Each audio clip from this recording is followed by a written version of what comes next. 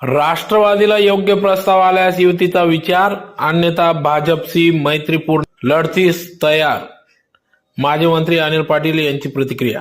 280 इच्छुकांनी राष्ट्रवादी काँग्रेस पक्षाकडे उमेदवारी मागितली असून प्रत्येक प्रभागातून सक्षम उमेदवार देण्याची तयारी राष्ट्रवादी काँग्रेस पक्षाने केली असली तरी महायुतीच्या माध्यमातून जर निवडणूक लढविण्याचा प्रस्ताव आला आणि सन्मानपूर्वक जागा भाजपने दिल्या तर नक्कीच युती करून निवडणुका लढवण्यास पक्ष अनुकूल आहे. मात्र खूप वर्षानंतर निवडणुका होत असल्याने प्रत्येक पक्षात इच्छुकांची संभाव्य संख्याच इतकी मोठी असल्याने जागा पुरेशी देणे अवघड होते. अशा वेळी मैत्रीपूर्ण लढत देण्याची तयारी असल्याचे आज राष्ट्रवादी काँग्रेस अजितदादा गटाचे पक्षाचे निवडणूक प्रभारी माजी मंत्री अनिल पाटील यांनी धुळ्यात आपली प्रतिक्रिया व्यक्त केली.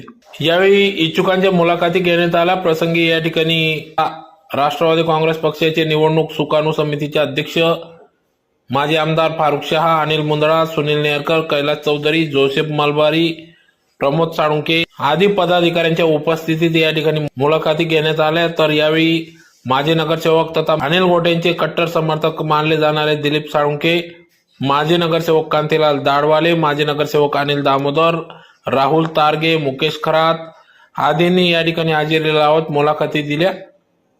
तर रविवारी 28 डिसेंबरला राष्ट्रवादीची उमेदवार यादी जाहीर करण्यात येईल असं देखील या ठिकाणी माजी मंत्री अनिल पाटील यांनी आपली प्रतिक्रिया व्यक्त केली. आमच्या धुळे महापालिकेच्या संदर्भात आज मुलाखती आम्ही आज या ठिकाणी सुरू केलेल्या आहेत. त्या मुलाखतीच्या माध्यमातून आज कालपर्यंत आमच्याकडे 240 अर्ज होते दुपारपर्यंत. आता जवळपास 280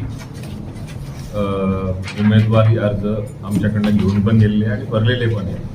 आज मुलाखती घेतल्यानंतर उद्या दिवसभरापर्यंत जितकी मुलाखती होती, काही काळ मी थांबेल, काही काळ आमची समिती ती समितीच्या माध्यमातून त्या मुलाखती चालतील आणि परवापर्यंत उमेदवारांचं चयन करून 29 तारखेला संध्याकाळपर्यंत आम्ही आमची फिगर क्लिअर करू. सर, युतीचं काय म्हणणं आहे? आम्ही प्रस्ताव दिलेला आहे, परंतु अजूनपर्यंत कुठल्याही प्रकारचं त्याच्यावरती चर्चा झाली नाही किंवा अजूनपर्यंत त्या प्रस्तावाला त्यांनी पाहिजे तसा अजून प्रतिसाद दिलेला नाही. त्याच्यामुळे युती करणं हे प्रथम कर्तव्य होतं. त्या दृष्टिकोनातून आम्ही प्रस्ताव दिलेला आहे. चर्चा काही झाली नाही. भाजपचा आणि शिवसेनेच्या मॅरेथॉन बैठका सुरू आहे. त्या बैठकांना राष्ट्रवादीला कुठेतरी डावलण्यात आल्याचा प्रकार समोर येतोय. काय सांगा?